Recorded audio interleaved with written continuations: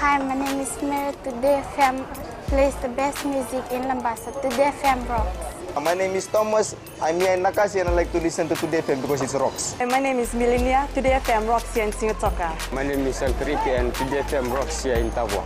My name is Mary Jane. I love listening to Today FM here in Ba. Today FM rocks. My name is Ilay Tiambal and I love listening to Today FM. Today FM rocks here in Osur. Today's hit music on Today FM. In the news tonight, bus operators reminded of government incentives. PM calls to remove dangerous wild dogs from communities. Another South farmer killed in fatal accident. From the studios of FBC Suba, Amrita Sagar. The Economy Minister has lashed out at the Fiji Bus Operators Association for turning a blind eye to incentives provided by the government and constantly harping for a bus fare increase. Minister Ayansed Kayum says even with a bus fare review committee being set up for this matter, the association has failed to sell their pitch for an increase. Rachel Nath with the details. Economy Minister Ayar Said Kayum says the Fiji Bus Operators Association needs to end its tit-for-tat approach. That time the wet portion was 15%, and in contrast to that, we gave away the 18 cents per litre fuel rebate. I can't remember, but if you did do that, it was mutually agreed agreement. Nobody forced you to do it. No, but I'm just saying that part has been neglected. What part has been The neglected? 18 cents, we keep forgetting that. Like we did a contract. Yeah, but then I can also say you're neglecting the fact that the fuel price went down all the way to 34 cents a barrel. For years. For years. Fuel price hovered between 32 cents a barrel to 40 cents a barrel for years. You didn't come back to us on that. So let's not do this tit for tat. Get out of that space. The minister says bus operators need to level out the field. Last time we gave you that VAT exemption, $145 a barrel, price came down, you never brought down the price of bus fares, and now you want it to increase just because it's gone up to $60 a barrel. Said Kayum says the association also needs to develop a credible approach. The cost is also labor, right? The cost is also the price of fuel, price of lubricants, price of tires, loading factor. Have you thought about that? Have you got a sophisticated approach to pricing? Have you got a nuanced approach to pricing? I suggest you have not thought about that. The minister has called on the bus industry to work together in finding solutions to issues it faces. Rachel Nath, FBC News. A man from Noikoro village in Navosa is the latest road fatality victim. Police says the 45-year-old victim, who was believed to be intoxicated on Friday night, got off his vehicle along Wuninguwawa in Ratambu Road and was allegedly hit by a vehicle travelling in the opposite direction. A post-mortem examination will be conducted to ascertain the cause of his death. The road death toll currently stands at 24 compared to 28 for the same period last year. The local government ministry will work with municipalities in carrying out campaigns to remove dangerous wild dogs from communities. Prime Minister Varange Bainimarama made this comment following an incident in Nandi where a 2-year-old was attacked by a stray dog. Bainimarama says all strays will be treated as humanely as possible, with sheltering and rehoming options to be explored for non-violent dogs. All dog owners have been urged to collar their pets and keep them restrained. Fijians are to call their local municipal authorities if they're aware of an area that is frequented by a pack of wild dogs. One of the main challenges of the local construction industry is losing qualified and skilled workers to overseas markets. During the CIC meeting in Suva, Entech Limited says some local construction companies are finding it difficult to recruit people and train them with the skills needed. Kritika Kumar reports. The shortage of skilled workers in the construction sector is making the jobs of many local companies more difficult. The challenge is for us to train people. Unfortunately, universities to train them properly and bite the bullet and say, hang on, we're not going to be sitting and complaining, they're leaving our shores. You cannot stop it. So it's getting prepared. So the institutions, the teaching institutions, I think, have a role to play as well. Entech Limited proprietor Pratap Singh also says settling disputes in the construction sector is another challenge. One area that I think we need to understand better is, and that was raised before, is how do we settle our disputes? Building and construction is very vast. If you look at the whole world, I mean, there's many means of doing ADRs, the alternative dispute resolution processes. Governor of the Reserve Bank Arif Ali says the sector needs to overcome its challenges by working together for the benefit of the economy. There's a very strong correlation between how the economy is performed and construction. When the construction industry does well, our economy does well because it's a sign of confidence. And when the economy is not doing well, you'll also see that construction activity significantly slows down. Ali also informed the various construction companies present that they play an important role in the economy. Kritika Kumar, FBC News. In an effort to protect the ocean, 15 women from Ngaloa village in Serua are converting discarded plastic bottles into jewelry and decor. This is part of the South Pacific Tourism Organization's Plastic Repurposing Initiative, which contributes to women's economic empowerment and protection of the marine ecosystem. Kelly Vidala reports. The waters of Ngaloa is designated for Fiji Marine Reserve, and women in the area are using their skills to protect this species from plastic pollution. They saw us as the best place to change plastics because they are the ones that go back into the ocean and the fish, they feed on them. So we always picked up rubbish on the shore, and then we get plastics from the hotels instead of telling them to throw it away. And then we use our tools. We do all the different kind of jewelry. For Yunditi Toke, the plastic repurposing project increases their participation in the tourism sector. The jewelries we sell are just below $20. Selling jewelry made from something people have dumped in the ocean is a great initiative. Not only does it help us with our daily expenses, but we are protecting our marine lives as well. The South Pacific Tourism Organization says the project is part of the initiatives to achieve Sustainable Development Goal 14, which is life below water. The whole purpose of SPTO getting involved is to have that voice or create that platform for tourism to be more sustainable. These Ngaloa women are now making use of various platforms to not only sell their products but also advocate on the importance of keeping the ocean clean. Kelly Vatala, FBC News. Still to come, Human Resource Practitioners awarded. And Fijians urged to practice healthy living. Details after the break.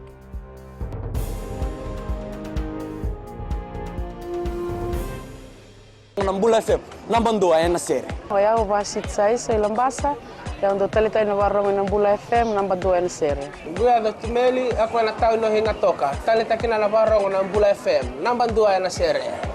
Wana mtuma nambula FM, nambandua ya nasere mwalu. Na vengo fanya na tao.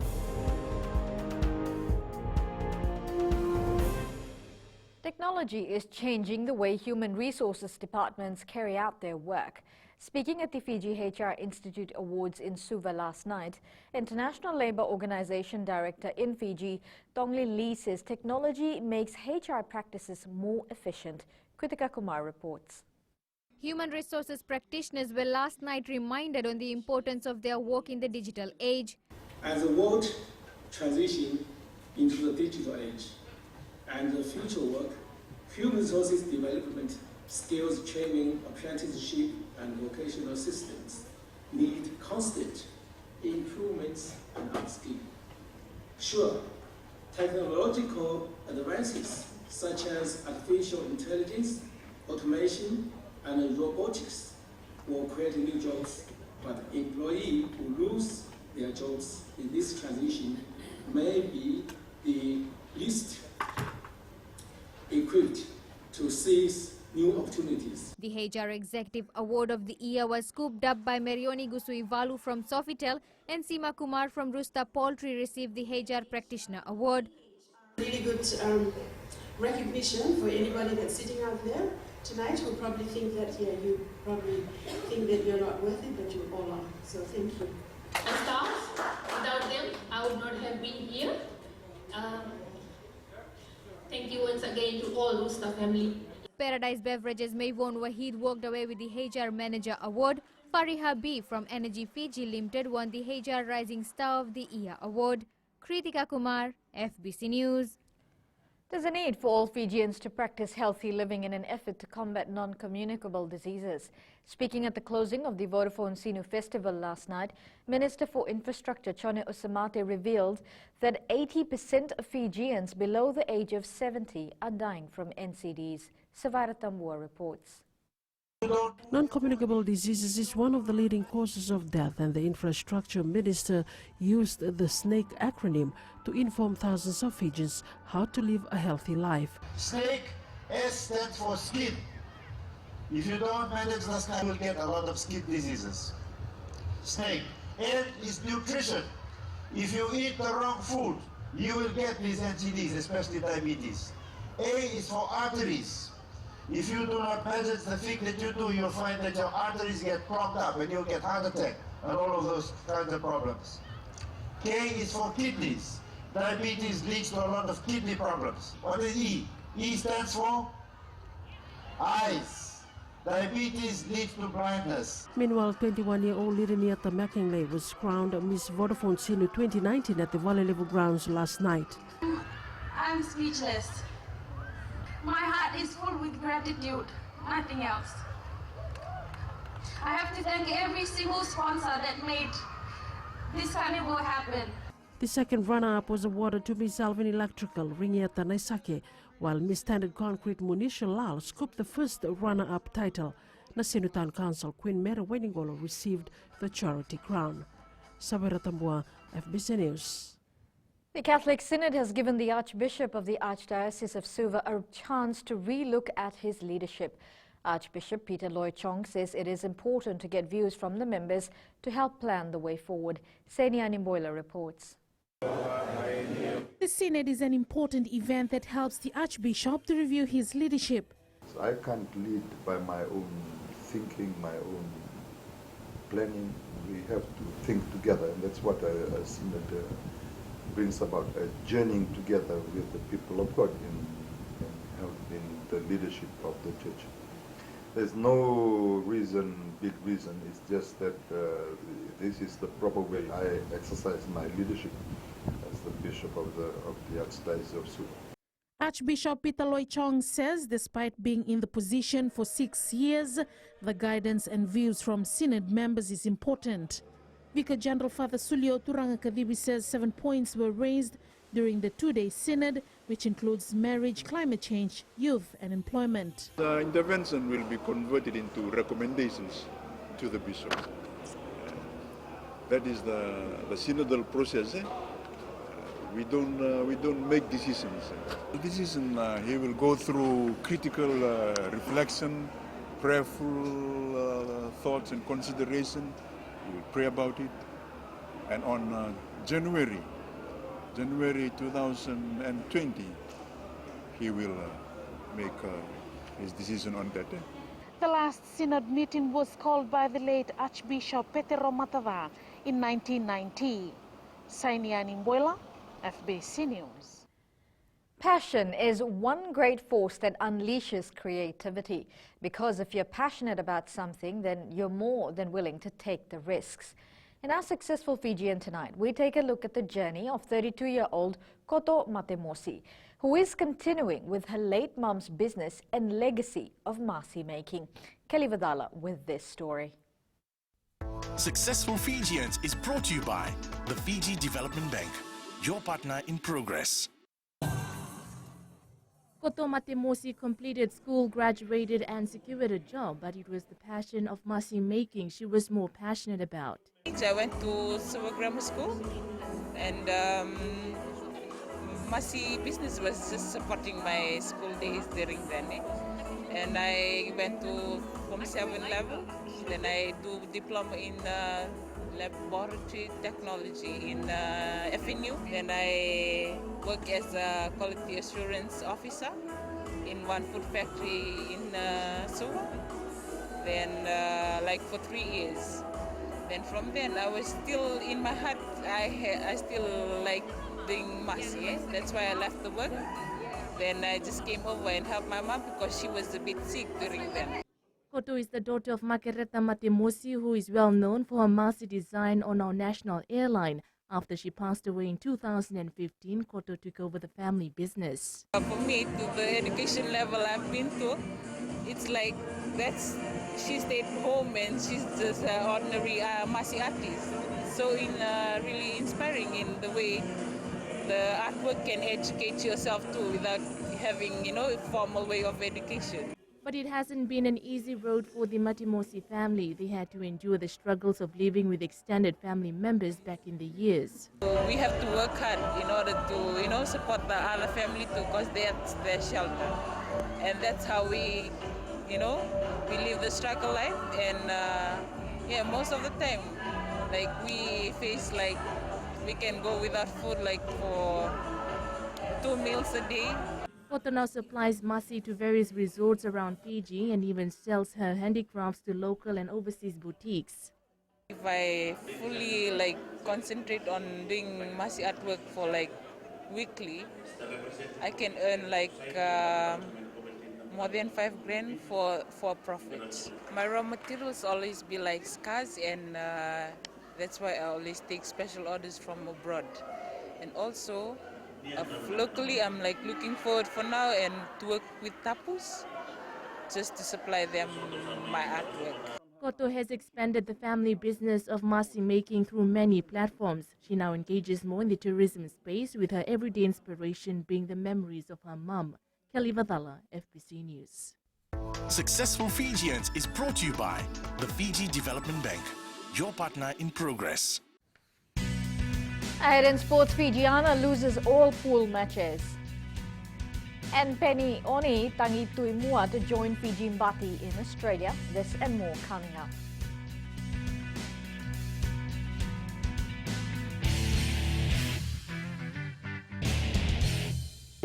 For the best classic hits, I only listen to Gold FM here in Singapore.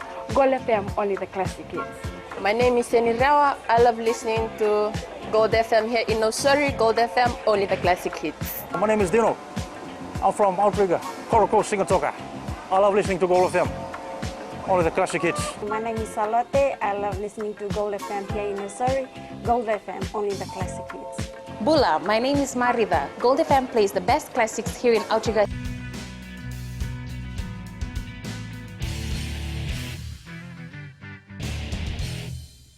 The Fijiana 7 side finished last in their pool in the HSBC World Rugby Women's 7 Series in France. Lautoka's interim coach Ritesh Chauhan says that Nasinu gave them a run for their money in the Vodafone Premier League match this afternoon. Chauhan says that defeating Nasinu was not an easy task, as they had come stronger than their last meet. Nasinu lost to the defending champions 4-3. Samuel Ndrundu scored twice for Lautoka, while the other goals were scored by Sairusi Nalambu and Zainal Hussein. My boys played very well, and obviously second game in 3 days makes a lot of difference in fitness. But heads off to Nasinu, they played really well. And also to my boys, very good game. Meanwhile, in another VPL match this afternoon, Nandi beat Tavua 1-0. Nananranga rep Stefano Somoza says they will now focus on mistakes made in their semi-final match against Neta Asiri after a close scoreline of 33 points to 31. It will be a repeat of the 2018 Skipper Cup final, as defending champion Suva will take on Nanranga for the second consecutive time in the 2019 Skipper Cup final. Somoza says after the celebration of the semi-final win, the team will map out their plan to take on Suva next week. The 38-year-old, who plays all his top-level matches with the Nanranga side, agrees their game against Neta Asiri was a close one. There's no secret. I'm just thankful to God for giving me the strength to bounce around with these young boys. And with God, nothing is impossible. 3 rugby players in the Laline Memorial School under-18 squad have signed overseas contracts to play in New Zealand. This comes after their brilliant performance in the first round of the Eastern Zone last 2 weeks. Apanisa Wine Randovu reports. These players will soon leave to play for the New Zealand's Bay of Plenty Rugby Club at the end of the Dean's season. Bay of Plenty came in the past 2 weeks. They were able to get 3 of our boys. And they are awaiting the completion of this season to take the boys over. I really don't get names, but I know that 2 of our lock forwards and 1 of the flankers. Meanwhile, Queen Victoria School is now the dominant force in the Eastern Zone. We're quite happy we managed to lay a platform where we can progress from now as the season progress as well. And of course, it's quite uplifting for the boys in particular, having to know that it's a matter of faith in themselves, it's a matter of discipline, and it's a matter of working together as a team. And in the end, the result is just an outcome of how they work it out. In another Eastern Zone match, Ratu Kandabulebu School thrashed St. John's College 57-20 yesterday. Apenisa Wangirndobu, FBC Sports. The inclusion of Penioni Tangituimua of the Nandera Panthers to the Vodafone Fijian Bati squad will be an advantage to the side. Fijian Bati coach Brendan Costin says Tangituimua was an instrumental player in their game against the Tonga residents last month, and this has earned him a spot. Faria Begum reports. 20-year-old Penioni Tangituimua is ready to depart Fiji tomorrow to join the Fijian Bati in Australia. So we brought Penioni in because he was the player of the series basically against Tonga. Team coach Brendan Costin says Tangituimua is a role model for Fijians. He's 20 years old, he's very fast, he's very disciplined and he's very committed. He wants to learn, so he's very coachable. He's willing to do whatever it takes to succeed. He's the perfect role model of what we want from our local players. The Vodafone Fijian Bati will take on Lebanon next Saturday at 9:49 a.m. in Sydney, Australia. Faria Begum, FBC Sports. Toulouse have claimed their 20th top 14 title after defeating Clermont 24 points to 18. The tries for Toulouse were scored by Johan Huget and Thomas Ramos. The Crusaders is now one step closer to defending its Super Rugby title after securing a quarter-final spot.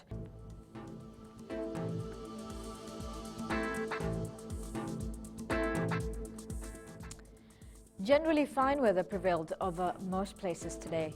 We take a look in the west. It was mostly sunny with temperatures hitting the early 20s and 30s. As we move along from Pacific Harbour to Suva, a mixture of sun and clouds was experienced with breezy conditions. Up north, it was mostly cloudy and sunny conditions. At sea, south to southeast winds, 15 to 20 knots, moderate to rough seas and moderate southerly swells. For the tides, the next high tide is at 5:58 tomorrow morning, with low tide at 12:08 a.m. Sunrise will be at 6:39.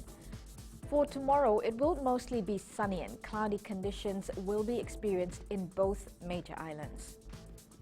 And looking further on to Tuesday, cloudy periods are expected with cool breezes and brief showers are expected as well. Recapping the main stories, bus operators reminded of government incentives.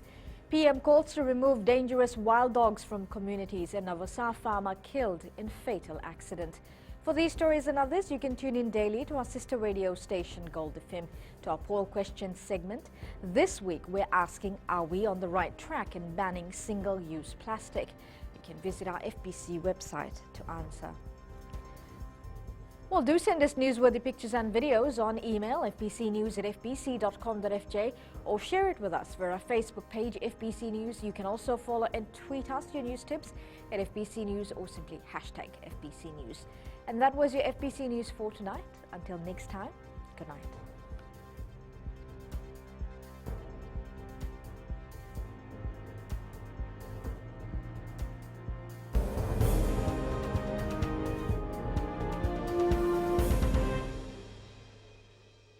Hi, I'm Jyotishma. I'm from Singatoka. I love listening to Mirchi FM. Mirchi FM is hot. Mirchi FM is #1. I'm Charlene Robert. Mirchi FM rocks in Lambasa. I'm Soname Nasori Jackson. Mirchi FM is hot. My name is Raymond Dutt. I'm in Baba Singh Alliance. Mirchi FM is hot in Lambasa. I'm Kritika from Jax Nasori. I love listening to Mirchi FM here in Nasori. Mirchi FM is hot. Mirchi FM, it's hot.